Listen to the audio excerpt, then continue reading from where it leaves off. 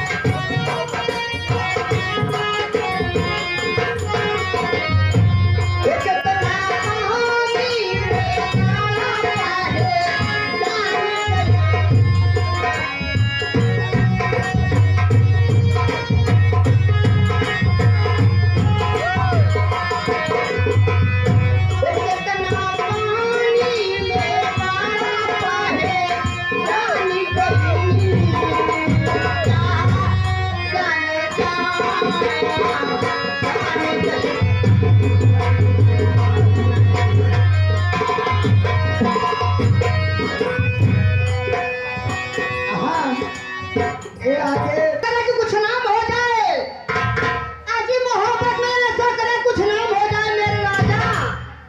थोड़ा आप सर को, थोड़ा मैं सर को, हम दोनों का काम हो जाए। हमारे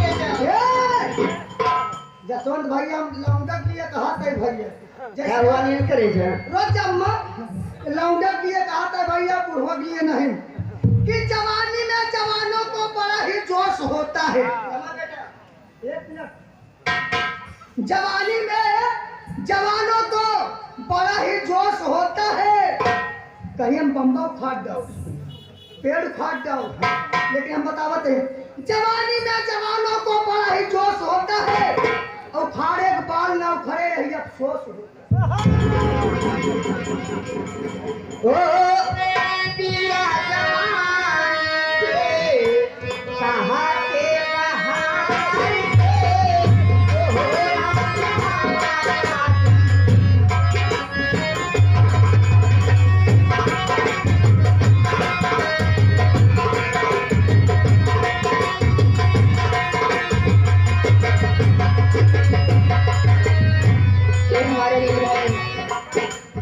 बहुत हमें मानते हैं, जहाँ मैं बुलाती वहाँ आते हैं। हमारे लिए एक शेर देते हैं, एक ऐसा नहीं है, ये बहुत सारा आशीर्वाद है। मैं ऊपर वाले हमेशा ये जो उनके ऊपर वाले उनकी हर मनोकामना पूरी होती रहे, वो हमारे पास आते रहे, वो हमें देते रहे। क्या हो मेरा मालिक,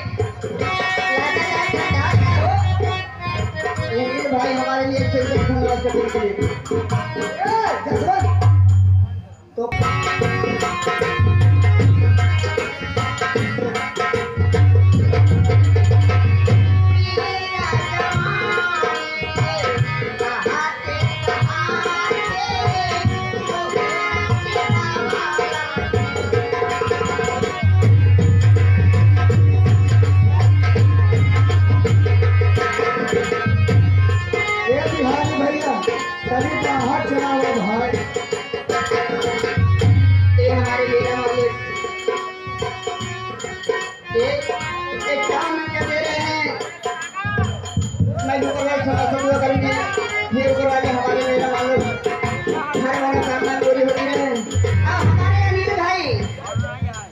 हमारे अंदर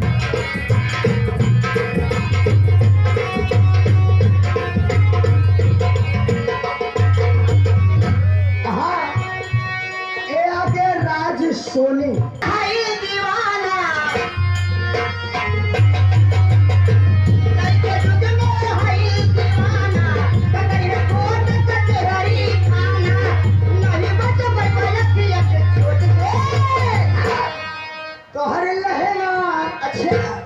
कि तो हर लहना उठा दे बनी मोदी से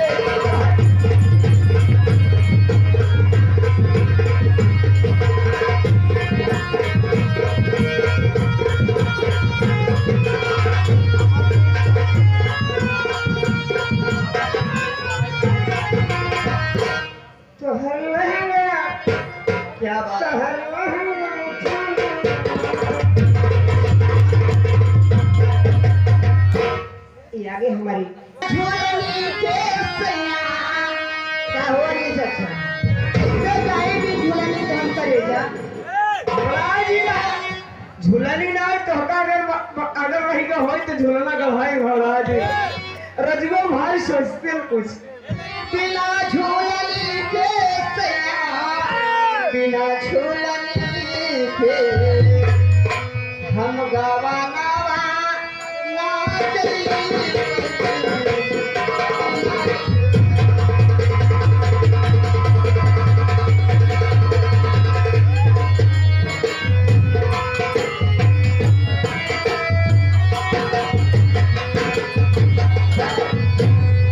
हाँ ये आगे भारत बिना झूलनी के सैया बिना झूलनी हम गवाना ना चली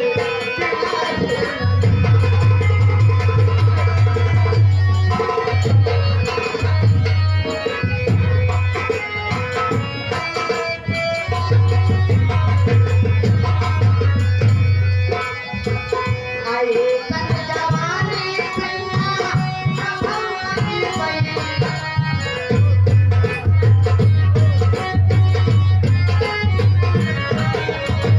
तारी दिल कनिया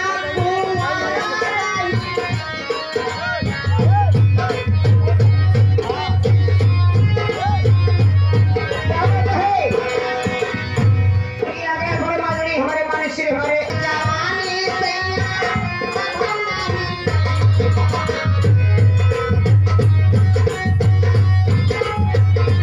तारी दिल कनिया कुंवारी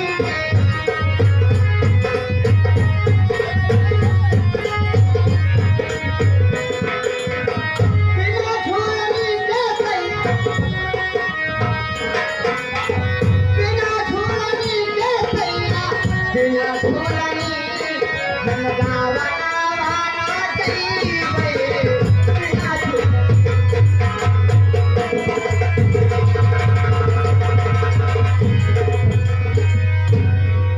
के नेतवन साज समाज बिगड़ गईले